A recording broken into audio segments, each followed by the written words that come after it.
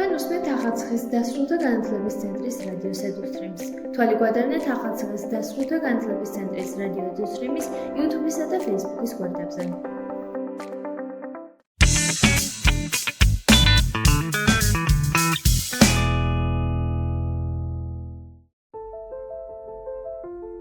დღევანდელ გადაცემაში მოისმენთ რუბრიკას ხვალ ვიწყებ დიეტას.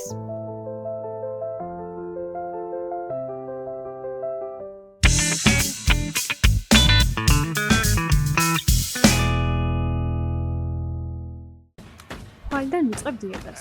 რატომ ხვალიდან? მოდი დღეიდან დავიწყოთ. ამ გადაცემაში ვისაუბრებთ ჯანსაღი ცხოვრების წესზე.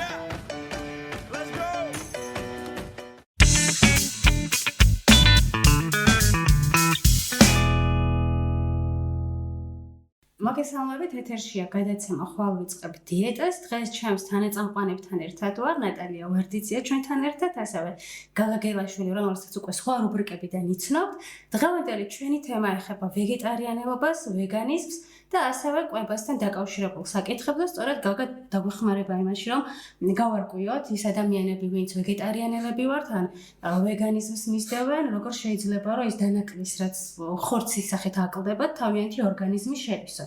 მანამდე მინდა რომ მცირე ინფორმაცია მოგაწოდოთ, ზოგადად ვეგეტარიანელობის მიმართულებები რამდენიმე სახით იყოფა და ხშირად ხოლმე დღესდღეობით თანამედროვე სამყაროში უჭირთ ხოლმე გაიგონ და გაიაზრონ, რომ ვინ არიან ვეგეტარიანელები და ვეგანები და რატო აკეთებენ ამ გადაწყვეტილებას.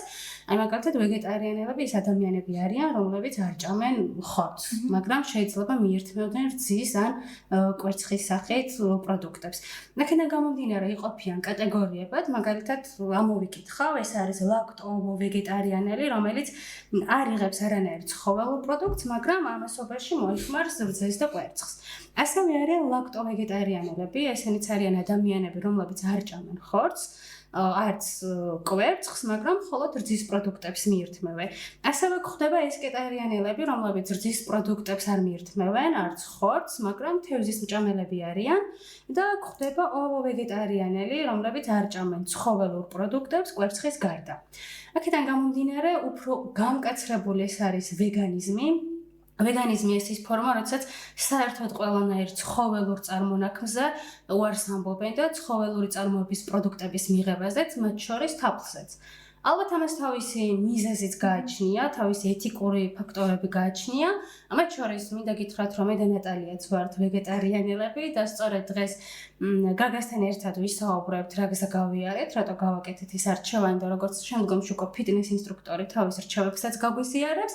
და ამასთანავე შეიძლება ითქვას, რომ ვართ ცხოველთა უფლებების დამცველები და ზოგადად ვეგეტარიანელებს და ვეგანებს მიაჩნიათ, რომ ყველა ცხოველი თავის ბუნებრივ გარემოში უნდა იზრდებოდეს და შესაბამისად ის პროდუქტები, რასაც აწარმოებენ, უნდა მოიხმარონ თავად და თავიანთმა შთამომავლობა.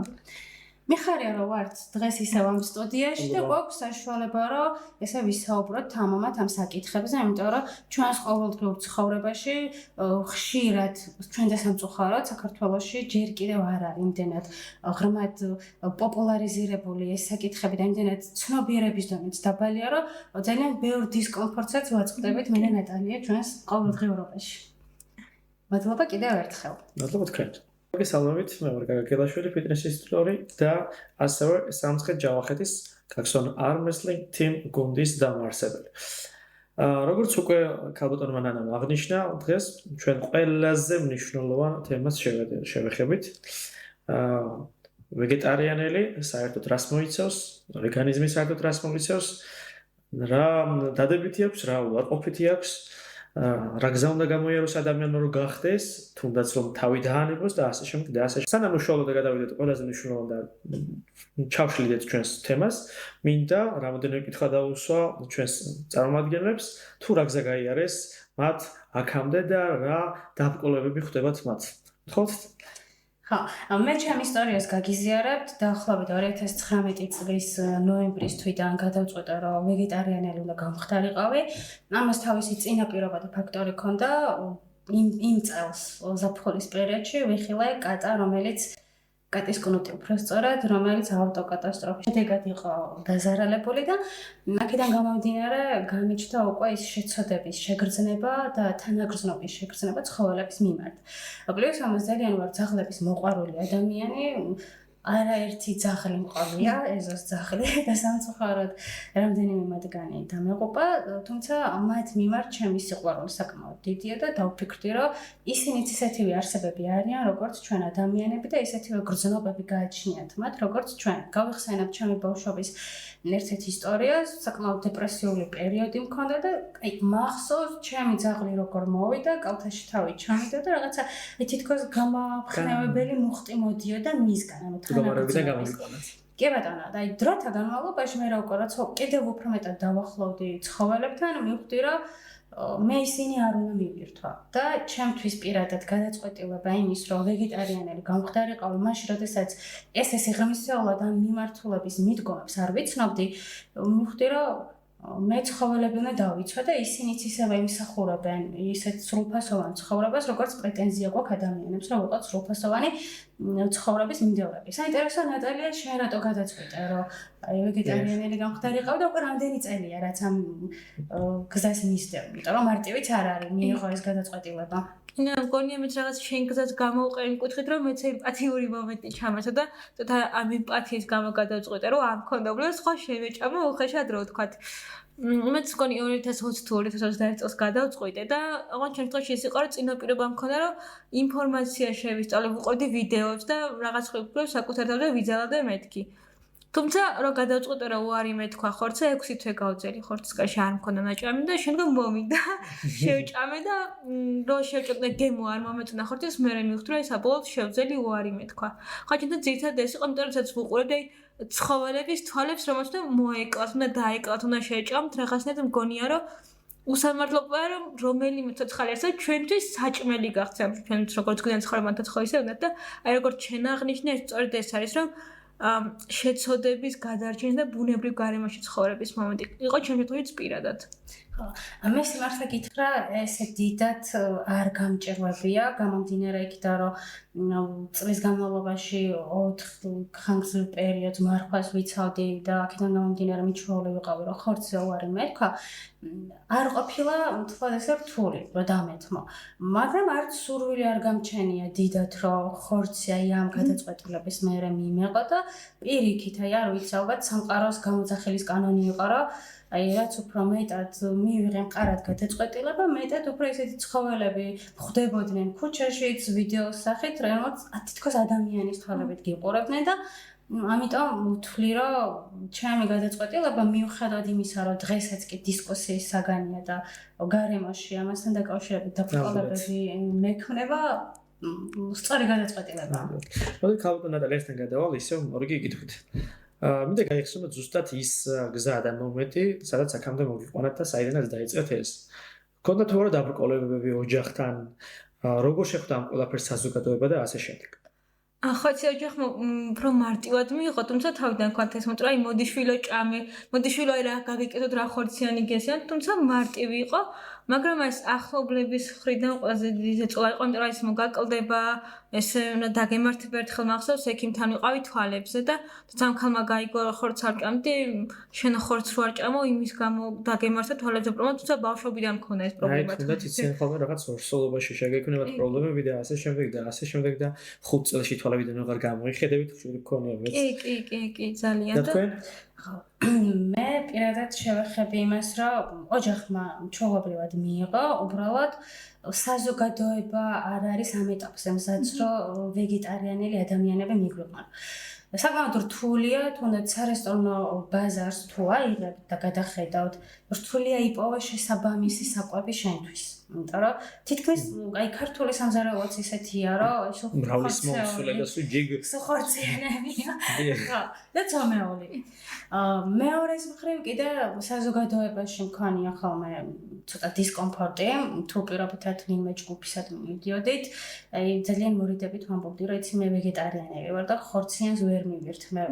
და ხშირად ვქონიათ ხოლმე დამოკიდებულება ისეთი, რომ კაი რა გახდა ეხა ხორცი, ეს ხო ბუნების კანონია, ხო და შენ თუ არა ცხოველი სხვა მტაცებელი ხო შეჭამს ამას და ვქონია ხოლმე ესე დისკუსიები, მაგრამ ღრმად ამ დისკუსიებში პირადად მე არ შევდივარ, იმიტომ რომ იმ დროს ახლა კამაც აზრი არ აქვს, როდესაც თელ ფილოსოფიას გიყვებიან ეკოსისტემის, მაგრამ იმას ვერ იაზრებენ, რომ ეს არის შენი ეთიკური გადაწყვეტილება და არგუმენტები მოყავთ იმის, რომ აი, ნახე თუ ცხოველებს ჩვენ პირობითად არ ვინადირებთ და სანადიროდ არ წავალთ, აი გამრავლდებიან და მე შეიძლება საშიშები გახდნენ და ტურა მოყავთ ერთ-ერთ მაგალითად, რომ ტურა არის იმდენად ცუდი მტაცებელი, იმდენად საშიში და ასე შემდგომ, რა ეგ თუ არ მოკლავ და მე გამრავლდება, წარმოიდგინეთ რა საფრთხის წინაშე შეიძლება აღმოჩნდეთ, მაგრამ მე ამ არგუმენტს არ მივესალმები. ან უფრო მეტად ჩემი დისკომფორტი შეიქმნა საზოგადოების მხრიდან, რომ ყოველთვის თუ ვინმეს ერთად სადმე მიდივარ, მე მენიუში ვეძებ, რომ აი სადმე ისეთი ვნახო, რაც ვეგეტარიანულია და ხორცი არ ურევია და ესეც ალბათ შეიძლება დისკომფორტი იმათვისაც იყოს, ვისთან ერთადაც მივდივარ. მეორეს მხრივ კიდე რაც შემიძლია გავიხსენო ამ საკითხთან დაკავშირებით, ნატალიამ ახსენა პირველი კითხვის პასუხად, რომ აი მე გავსინჯე და ეს ხორცი არ მომეწონა. მე მქონდა ესეთი შემთხვევა, სამსახურში გამოვიძახეთ ატრია, ვუთხარით რომ ყოფილიყო სამარხვა, ახლა ვერ ეტყოდი ვეგეტარიანული, უთხოვეთ რომ ყოფილიყო სამარხვა და ანუ პირველი ლუკნის შემდგომ აღმოჩნდა რომ ხორცი მომხვდა კბილებში, ну რეაქცია ეგრევე ის იყო რომ უნდა გადმომეყო ეს თავისთავად, თუმცა შინაგანად ძალიან ცუდად ვიგრძენი თავი. და არ იყო სასიამოვნო მომენტი და ამ დროს, როცა ხორცი ვიგრძენი, ყველა ის ძაღლი წარმომიდგა თვალწინ, ვინც მყოლია და თუთიყოში ვინც იმ მომენტში მყავდა. ხო. აიტომ გზა სიმართლე რა გითხრა, რომ გამიჭირდა და დაბრკოლებად აღვიქვი, რომ ხორცზე უარი თქვი, ესე არ ყოფილა, მაგრამ ჩემთვის დაბრკოლება დღესაც რჩება საზოგადოება და დღესაც რჩება თუნდაც სარესტორნო ნაწილი. აი ევროპაში თუ გადავხედავთ, ახლა ამ ბოლო დროსაც ვიყავი გერმანიაში, მიხარია რომ მენიუში მხვდება ვეგანური, ვეგეტარიანული და ანუ შენ გაქვს მრავალფეროვანი არჩევანი იმისთვის, რომ შენი კვების რაციონი შეიცვალოს. ძალიან კარგია. აქვე რომ დაზინოთ, აი ზუსტად მივედით მაგ საკითხთან დაკავშირებით, რამდენად როგორ ფიქრობთ, რამდენად ადაპტირებულია დღეს საქართველოს და საერთოდ ჩვენი საზოგადოება ამ კუთხით, რომ ეს ყველაფერს თვითონაც ხელი შეუწყონ და გქონდეს შესაბამისი გარემო. ანუ როგორც უკვე აღნიშნა, ქართული სამზარეულო ძალიან დატვირთულია ხორცეულობით და დღეს ქართველ ადამიანს უმრავლესობას უკვე როცა ამბობ რა ხორცს არ უჭამ და გონიათ რომ შიმშილობ. ხორცს თუ არ ჭამ, წარმოადგენა აქვთ რომ ხარ მშიერი. მაგრამ ჩვენ სხვადასხვა რაღაცების შეცვლით შეგვიძლია რომ ეს რაციონი ავითვისოთ და შევივსოთ და ჩემ დასამწუხარად ჩემი კვებითი აშლილობა ალბათ ის რომ ცომეულს უფრო ვეძალები და ეს ვიზუალურად ფიგურაზეც აისახება. ხო, თუმცა აი თვლი რომ მაინც გარკვეული წლები გჭირდება რომ ცნობიერის დონეზე მიხვდნენ ვინ არიან ვეგეტარიანელები და რატო აკეთებენ ამ არჩევანს. ნუ ზოგადად ვეგეტარიანელები ის ადამიანები არიან, რომლებიც თუნდაც ტყავის სამოსზე ამბობენ უარს და ამით ცხოველის უფლებას იცავენ და ამ ბოლო პერიოდშიც დავიწყე ისეთი პროდუქტების შერჩევა კოსმეტიკური კუთხით იქნება ეს თუ ჰიგიენის საშუალებები, რომელსაც აწერია ვეგანური. იმიტომ რომ ჩემთვის ეს უკვე ერთ-ერთი ღირებული გახდა, რომ ის პროდუქტი ცხოველზე არ იყოს გამოცდილი, ანუ მარტო ის არ არის ხორცი არ ჭამვან ცხოველის მიერ წარმოებული პროდუქტი, ასევე ღირებულია, რომ ცხოველები არ გამოიყენონ საცდელად იმ რაღაცა პროდუქტებისთვის. ნატალია, შენ რამის ხარ დაამატებდი ამ ნაწილში, შესაძლოა რომ გაგვიზიარო. მინდა დავამატო, იმიტომ რომ შარშან მახსოვს ორ სხვადასხვა კვებით დაწესებულებაში ვიყავით და ვერცერთგან ვერ გარჩეს რა იყო ვეგეტარიანული და რა იყო სამარხო. მიდათ აი მართლა კამათი მოგვიდა, რასაც ხარ რომ დამქი ვეგეტარიანული, ანუ სამარხო, ანუ საზოგადოებას უჭირს გაიგოს რომ ვეგეტარიანელების ხვები ვარ და ვინც მარხვაზე კიდე სხვა. ამ ხრი მიდათ დიდი დისკომფორტია, მე პირადად ისე უხერხულ სიტუაციაში ვარდები ხოლმე რომ აი თითქოს გიწევს რომ ელემენტარული საბაზისო აუხსნა და პლუს არგუმენტები რაც თქვი და აი რაღაც არარეალური მაგალითი მოგთხოვე ბიბლიდან რომ აი ღმერთმა იმიტომ მოგვიყვნა და ადამიანი ყველაზე უზენაეს და ჩვენ და გამოვიყენოთ ჩვენ და ვჭამოთ. აი იმდათ ალბათ რატო შეურაცხყოფელიც არის ეს ყველაფერი და თან ვფიქრობ დისკრიმინაციის ხარბერთ იმიტომ რომ ხშირად აგრესია მიგრძნია მე პირადად რომ თითქოს იმის გამო რომ ხორცს არ ჭამ ვიღაცაზე უკეთესი მგონიათ ვი ან არის უბრალოდ ჩემი გადაწყვეტილებაა და მე მინდა რომ ამ გზას დავადგე.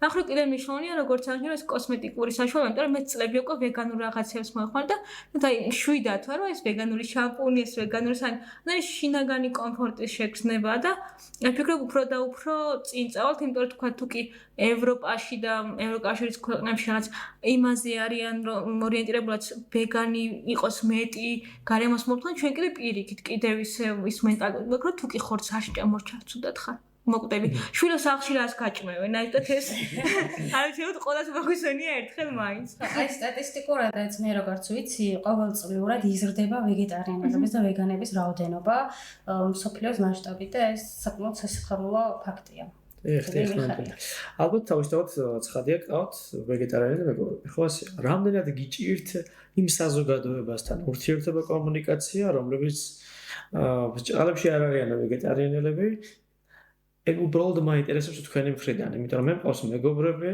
მოსწავლეები, რომლებსაც საკმაოდ დიდი დაფრკოლება აქვს. უბრალოდ მართლაც დისკრიმინაციაში აყენებენ მათ და სოყოთ აი თქვენის ხალხი არა ხართ, რომ არა, ჭამ შენ რა უნდა მიაღწიო, რა შედეგი უნდა გააკეთო, არა და რეალურად თითქმის ერთი და იგივე შედეგზე არიან ხოლმე ხანდახან გადაჭარბებულა და წკი კარგად მიდიან წარმატების ხროვეს ბიჭები. თქვენ რას ფიქრობთ მაგ საკითხზე? ახლა ახლა ალბათ ფიქრობ მიღებაზეა დამოკიდებული, იმიტომ რომ შეგვიძლია თქვენი გავცვალოთ, თუნდაც ვიცით მეგობრებთან და სადღაც ესე კაფეში მიდარ ხოლმე, ისინი უკეთავენ ხორცის ხინკას, ყოველისა კარტოფილის ხინკას არჩი, აი, გონი ალბათ რომ უბრალოდ ხელშეწყობაზე და იმაზე, იმიტომ რომ აი არ ძალიან მარტივია თქვენც გავუგოთ ამ ხრით, თუ კი ვიღაცას ხორცის garaში არ შეუძლია და ჩვენ გვესმის რომ აი ხორცის garashi არ შეუძლია უნდა იყოს ხორცი, ანუ ჩვენ ხორცს არ ვჭამთ, ამიტომ ამ ხრივაც მარტივია რაღაც ალტერნატიული სივრცე შეგვქნა ვფიქრობ. თუმცა ალბათ ეს ადამიანების კეთილნებაზეა, იმიტომ რომ უმეტესად მათთვის მარტივი გამოსავალი აგრესიის წამოვიდნენ და რაღაც ცუდი რაღაცები გითხრა რაც მეტწილად გულს გტკას, ვიდრე გაგვიგონდა თუნდაც ხელი შეგვიწყონ რომ აი კი ბატონო ხორცს არ ჭამ და მოდი რაღაც ალტერნატიული ვნახოთ, არის ჩემი დაკვირვებით ასეა. ჩემს სამწუხაროდ გარემოში არ მყავს ნაცნობი სამეგობრო წრე, ვინც ვეგეტარიანელები არიან. აი მიხარია რომ ნატალია ერთად ჩვენთვისაც მარტოში ახალცაში ხო და მაგრამ აი შევარსაკითხეთ სამეგობრო წრეშიც სამსახურშიც ბედნიერი ვარ რომ ითვალისწინებენ ჩემ მდგომარეობას და შესაბამისად რაციონიც ისეთი გვაქვს რომ მეც ვარ გათვალისწინებული იმ ინტერესებში და სხვა ადამიანიც და ყველაზე მეტად იცი რა მიხარია ევროკავშირის წევრ ქვეყნებში აი რა პროექტებშიც მიმიღია მონაწილეობა და განსაკუთრებით ახლა ამ ბოლო დროს გარემოს დაცვით კამპანიებთან დაკავშირებით ერთ-ერთი ასე ვთქვათ ტრენინგ კურსი ერევანში გქონდა ახლა ახლოს მომავალში ნიდერლანდებში მივდივარ ვინაიდანო ჩვენ ვართო გარემოს დაცვით საკითხებზე მომუშავე თიმი აქედან გამომდინარე ჩვენი საკვებიც არის ვეგეტარიანული და ვეგანური ეს იმდენად აღმოფრთოვანებელი იყო ჩემთვის რომ ერთის მხრივ ნახეთ გარემოს დაცვითი ასე ვთქვათ კომპონენტი გახდა სწორედ ცხოველების დაცვაც და იმიტომ ითვალისწინებენ თუნდაც პროექტების ფარგლებში რომ კვების რაციონის და კულტურაც ესეთი იყოს.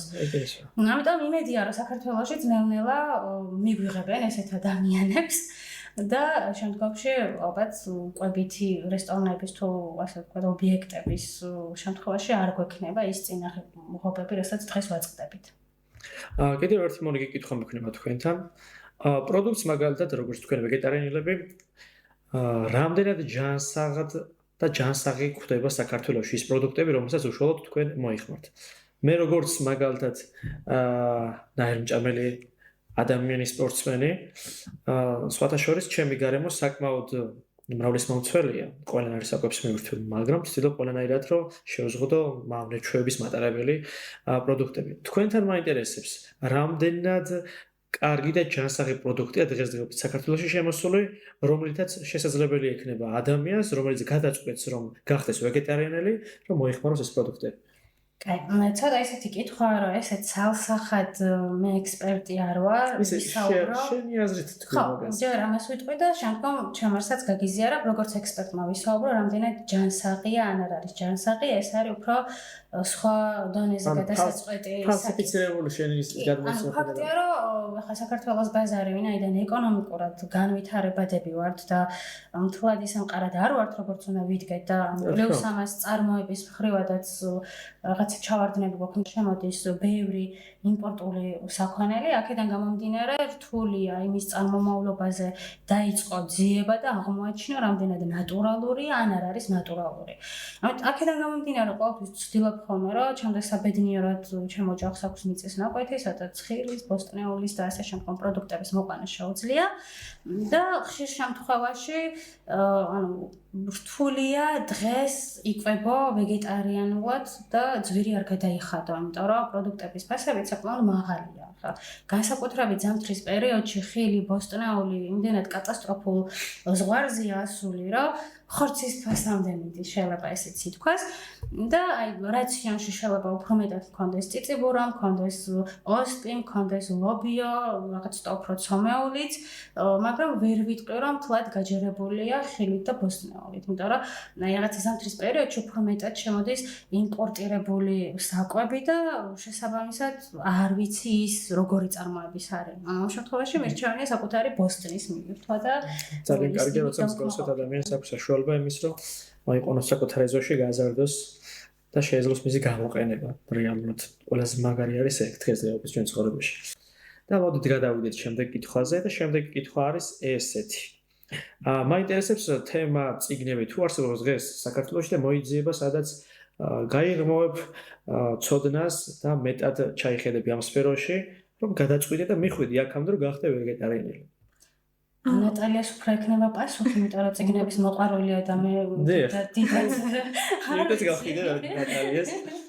ხო, მე პირადად მართლა ვიტყოდ, ბევრი მცდელობს ვიყავთ, არ შემხვედრია, თან ნათარგმნით არის იმდენად ხარიცხი, იმდენად კარგად, რომ რაც ინფორმაცია მიიღო და აბალანსდა ასე შემდგომ, მაგრამ ამ ხრივ კარგი არის, რომ ხელოვნური ინტელექტი იმდენად არის განვითარებული, მე ჩვენ ყველას მეგობარი ChatGPT, რომ იქიდან უფრო მარტივია რაღაც ინფორმაცია მიიღო, რაც შეიმეცნო, ვიდრე თვითონ ეს წიგნები ლიტერატურა და ასე შემდგომ და მანდა მახსნა ასევე ევროკავშირი ერპა და არ შეიძლება გვერდი აქვთ, იმიტომ რომ თუნდაც იგივე, ანუ აი ეს საერთაშორისო პროექტები ძალიან უწყობს ხელს და კიდე მეორე საკითხი რომელსაც მინდა დავუბრუნდე არის ეს რომ ცომეული ჩემი დიდი პრობლემაც არის და მგონია რაღაც ეს იმიტომ გამომდინარე რომ გარემო არ არის ჩვენზე მორგებული, იმიტომ რომ შედიხარ კაფეში არ გაქვს დრო და გინდა ცომი უნდა აიღო, იმიტომ რომ სხვა არაფერი არ აქვს, ვერ შემოგთავაზებენ ვერაფერს რომ ვთქვათ იგივე ოსპის კოტლეტები შეიძლება გააკეთოს, მაგრამ აქვს ხორცის და არა ვეგეტარიანელების მისაღები და ამიტომ ეს დიდი პრობლემა რომ ან საერთოდ არ არის რაიმე ლიტერატურა ნათარგმნი,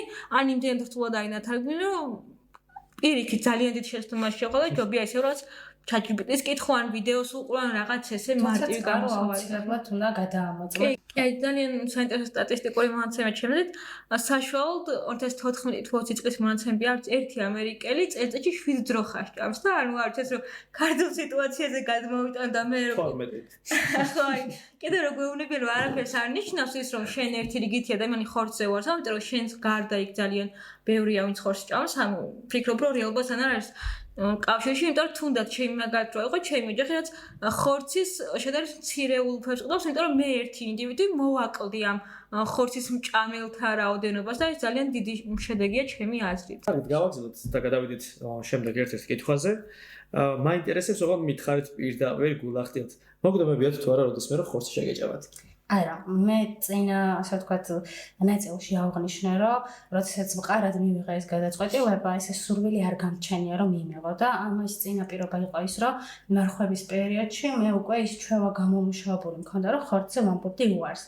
და ისიც ვთქვი, რომ როდესაც საკვები, რომელიც შევუკვეთე, რომ ყოფილიყო სამარხო და შემხვდა ხორცი, ეს იყო ჩემთვის ძალიან ცუდი შეგრძნება და საერთოდ არ მესიამოვნა რომ ხორცი მომხდა.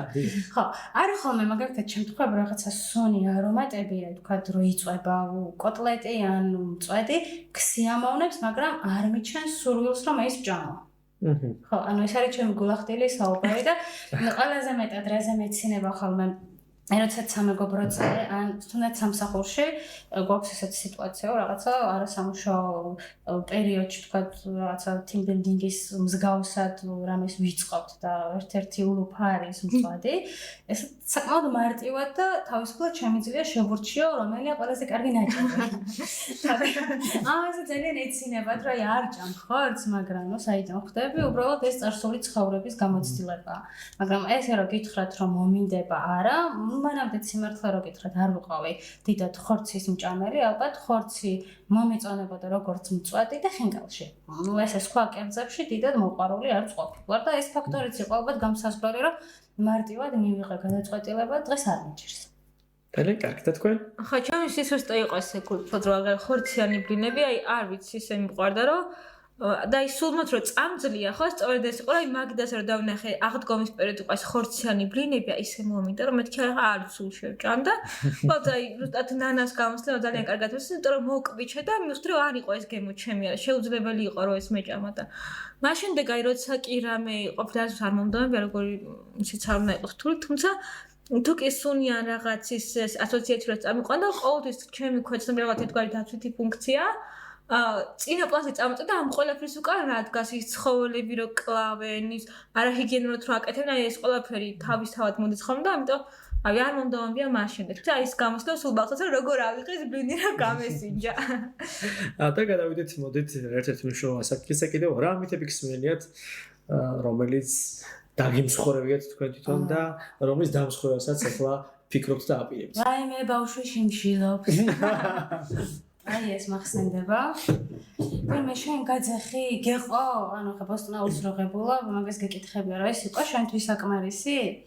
ხო, ვეგეტარიანელები ალბათ ასოცირდება, აი ის ადამიანები ყავაში რა შაქარს არ იყრიანო, როგორები არიან და შეიძლება ესეთი ასოციაციაც გქონდეთ ხოლმე. ხო, აი ძირითადად ეს მითები და სტერეოტიპები მხდება ჩემს რეალობაში, ცხოვრებაში, ესე განსაკუთრებულად რომ გავიგო, თქვათ, სოფხედელობის ხრივ როგორები რა მითური შეხედულება აქვს, ესე არ ვიცი, მაგრამ რაც პრაქტიკაში მქონია იყო ეს და მთავარი. ბავშვი მშიერია. ხო, მეც ეს რა ჯანმრთელობის პრობლემა ჯერ არ შეგიქნა, მაგრამ არ შეგიქნა და რო გაიგებენ რამდენი წელი აჭამ, ხო, კაი, აი ჩემი იმის ვიღაცის რაღაც პრობლემა შეექნა, შენც შეგექნება. ნუ კიდე čo ძლები ეშლებათ და რაღაც ერთი პრობლემები. ხო, აი მე მაგალითად ენდოკრინული მიმართულებითაც კურნალობ და მანამდეც B12-ის ნაკლებობაც მქონდა, ეხლაც ანალოგიურად და ვახდენ ამას წამლებით შევსებას, ხო? თქვენ კი არ ბევრ ადამიანს აქვს ხო, ანუ ხორცის მჭამელი ადამიანებსაც იმათაც კი აქვთ პრობლემა, მაგრამ ყველას არ არსებობს. რა რაოდენობის ხორცი უნდა მიირთვა შენ, რომ ის დანაკლისი ამოავსო და აი D ვიტამინთან ვახდენ ხოლმე ესე პარალელის გავლებას, რომ აი თუნდაც აფრიკის ქვეყნებში ხო სულ მზეზი არიან, მაგრამ D ვიტამინის დეფიციტი აქვს, იმიტომ რომ იმას თლად საკვებით ვერ ივსებენ. მაგრამ ჩვენ საქართველოში კაი დაუშვათ D ვიტამინის შემცველ საკვებს მივიღებთ, მზეზეც მეტნაკლებად ვართ, მაგრამ მაინც დანაკლისი გვაქვს. ნუ ამ შემთხვევაში უკვე გვჭირდება მედიკამენტური მიშველება, იმიტომ რომ იმ რაოდენობის ბოსტნეულს თუ იმ საკვებს ვერ მიიღებ, რასაც ორგანიზმში შეივსებ D ვიტამინს. ეს მგონია, ამიტომ ხორცის მჭამელობა, B12-ის ნაკლებობა შეიძლება თქვენს გქონდეთ. ეხლა თქვით. რამე კითხები ხო არ გვაქვს კიდე ჩვენთან გაგა? იმიტომ რომ ჩვენ გვაქვს კითხები შენთან. კარგი, თორე დავიწყოთ. იმიტომ რომ მოგვეცა საშუალება რომ შენ როგორც ფიტნეს ინსტრუქტორი ყოფილიყავი ჩვენთან და გარდა იმისა რომ ავარჯიშებ ადამიანებს, ასევე კვების რაციონსაც უდგენ. და კარგად გეცოდინება შესაბამისად ადამიანის ორგანიზმს იმისთვის თუ რა მიზანი აქვს მოიმატოს, დაიკლოს, რა ნივთიერებებია საჭირო ამისთვის.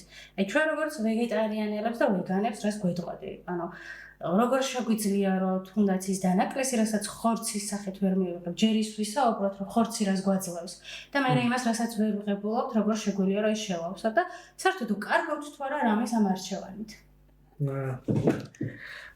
საერთოდ დავიწყებ იმით, რომ უპირველეს ყოვლისა ადამიანი როდესაც მაგალითად გადაწყვეტავს ვარჯიშს, მაგას მნიშვნელობა არ აქვს, ის იქნება ვეგანი, ვეგეტარიანელი თუ ჩვეულებრივი ხორცის მჭამელი ადამიანი, ყველა ადამიანს განურჩევლად მსგავსი კატეგორიებისა, ყველას აქვს ვიტამინების ნაკლებობა. წეგან აღნიშნე მაგალითად თბილ ქვეყნებში ადამიანები, ვინც არიან და სულ მზეზე იყოფებიან, ასევე იგივე მდგომარეობა გააჩნიათ, რომლებიც ცხოვრობენ ზღვის პირის ქალაქებში, რომლებსაც აქვთ ომეგა ცხიმების ნაკლებობა. გამომდინარე იქიდან, რომ ყოველდღიურად ზღვის პროდუქტებს მიირთმევენ და ის მდიდარია ომეგას, მაინც ნაკლებობას განიცდიან. ეს ადასტურებს იმ ფაქტს, რომ ნებისმიერ ადამიანს შეიძლება ჰქონდეს მსგავსი პრობლემა. მაგას მნიშვნელობა რა გასჭამ. წარმოიდგინეთ, რამდენი პროდუქტი უნდა მიიღოს ადამიანმა, რომ ეს ბალანსი შეავსოს. ყველაფერს ყოველ შეჭამთ. ეს არის ჩვეულებრივი გადაწყვეტილება ადამიანის, რომ იყოს ეს და მოსწონს. ეს ჩვეულებრივი ამბავია. მას და მსგავს ადამიანებს უბრალოდ უნდა გავუგოთ პირველ რიგში, მივესალმოთ მის გადაწყვეტილებას და უნდა ურჩიოთ. მე როგორც ფიტნეს ინსტრუქტორი ვაძლევ რჩევას, გააჩნია რა სჭამს და რას მოიხმარს. რა თქმა უნდა, თუ გავითვალისწინებთ იმას, რომ ვეგეტარიანელის სახეობებად იყოფება, შესაბამისი დიეტა და კვება უნდა დავუნიშნოთ მათ. ხშირ შემთხვევაში ხდება ხოლმე საერთოდ ზოგადად რო ავიღოთ. ეს არის კალციუმის, მაგნიუმის, B12-ის და B ვიტამინების ნაკლებობა გაგოჩნია საერთოდ ადამიანებს, მაგრამ ესე ადამიანები ჩვენ თვითონვე ვთვლით, რომ აი ვეგეტარიანელებს უფრო და უფრო ნაკლებობა გააჩნიათ. არა, ეს ჩვეულებრივი მსგავსად ერთ-ერთი მითად შეიძლება ჩავთვალოთ, გამომდინარე იქიდან, რომ მე ჩემს მოსწავლეებთან, მეგობრებთან ბევრჯერ ჩავატარებინე მაგალითად ტესტი გამოკვლევა, მაგრამ გამოკვლევას სხვა შედეგი და პასუხები გვაჩვენა. მაგრამ იმ შემთხვევაში თუ გვაქვს მსგავსი ვიტამინების ნაკლებობა, რას ვაკეთებთ? დღეს მედიცინა საერთოდ ძალიან განვითარებულია უკვე და ყოველდღიურად ვითარდება ჩვენ ცხოვრებაში. არსებობს ეს ცალსახად ვიტამინების კომპლექსი, B12, D ვიტამინები, კალციუმი, მაგნიუმი და ასე შემდეგ, რომელიც შეგვიძლია დამატებითი სახით მივიღოთ და მაგის პრობლემა სრულიად აღმოფხვრათ. აი, ჯანმრთელობის ნაწილში მინდა გამოგეხმაურო, რომ უკვე საკმაოდ ბევრი კვლევაა დადებული, რომ ვეგეტარიანული და ვეგანური ბრჭყალებში დიეტა, იმიტომ რომ ხშირად ამაზეც დაობენ, ეს არის დიეტა, თუ ეს არის არჩევანი კვებით იქცევის, ამბობენ, რომ სწორედ ისეთ დაავადებების რისკებს ამცირებს, როგორც არის გულის დაავადება. ანუ შესაბამისად, გარკვეულ ქრონიკულ დაავადებებზეც კარგად მოქმედებს მსგავსი არჩევანი და ხშირად იმასაც ამბობენ, რომ გარკვეული კიბოს რისკებსაც ამცირებს, გარკვეული ჯგუფის კიბოს რისკებსაც. აქედან გამომდინარე, ეგეც სადაოა და ალბათ ბოლო ნაწილში შევაჯამოთ. არის თუ არა ვეგეტარიანელობა და ვეგანობა დიეტა, თუ ეს არის უბრალოდ ადამიანის ეთიკური არჩევანი. კი ბატონო, რა თქმა უნდა. თუ საერთოდ ზემოხსენებული დაგავდგებით, ადამიანის კუჭი პირდაპირ მოწყობილია, რომ ბალახეული გადაამუშავოს.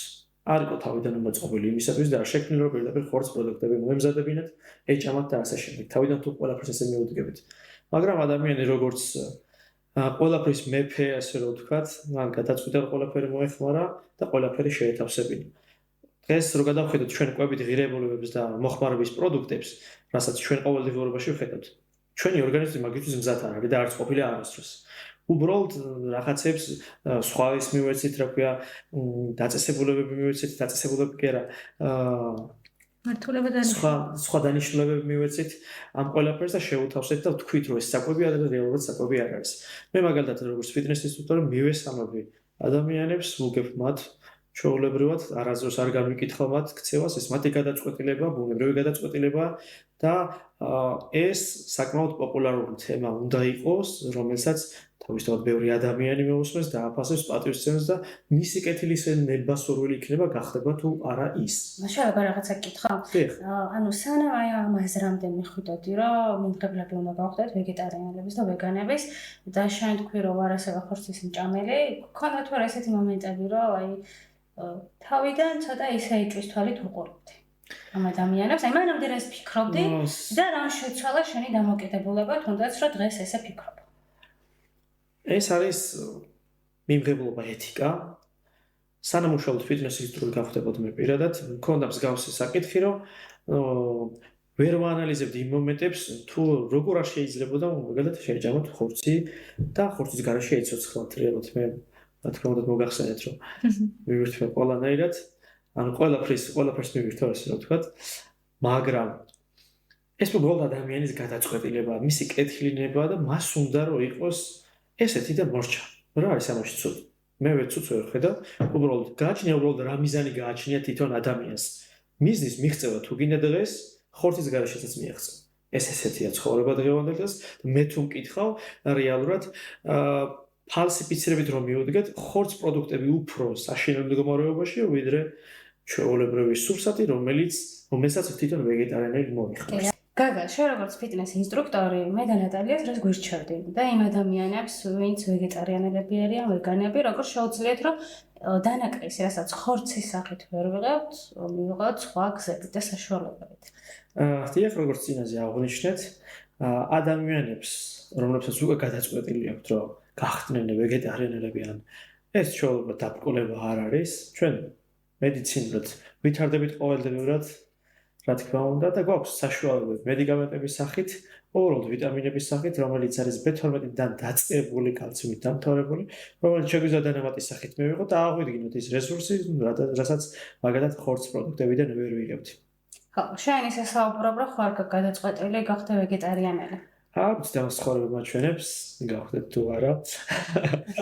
ალბათ მომავალში გამიხილოთ მის გასაკეთებას. ძალიან დიდი მადლობა, რომ დღეს ჩემთან ერთად იყავით თანაწამყვანები, იმიტომ რომ ვისაუბრეთ ისეთ საკითხებზე, რაც ამ ეტაპზე ალბათ ცოტა კიდევ უფრო მეტად გასაშლელია და ცნობიერების დონეზეა, ასე ვთქვათ, ასამაღლებელი ჩვენ საზოგადოებაში, იმიტომ რომ ნაკლებად გვცნობენ ვეგეტარიანელ, ვეგან ადამიანებს და ხშირად ხომ მიდგომებიც ისეთია, რომ რაღაც სტერეოტიპები უნდა დავამსხვრიოთ და რეალურად ერთმანეთის გადაწყვეტილებას უნდა ვცეთ პატივი.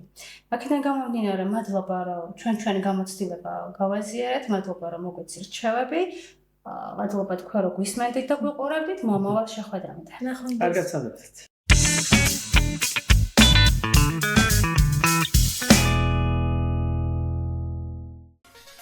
გადაცემა მომზადებულია ახალწლის დასრულთა განათლების ცენტრის მიერ პროექტის რადიოს ძალის ფარგლებში. რადიო ფუნქციონირებს გერმანიის საგარეო საქმეთა სამინისტროსა და დილების საერთაშორისო მხარდაჭერით. თვალე გვადანეთ ახალწლის დასრულთა განათლების ცენტრის რადიო დისტრიმის YouTube-სა და Facebook-ის გვერდებზე.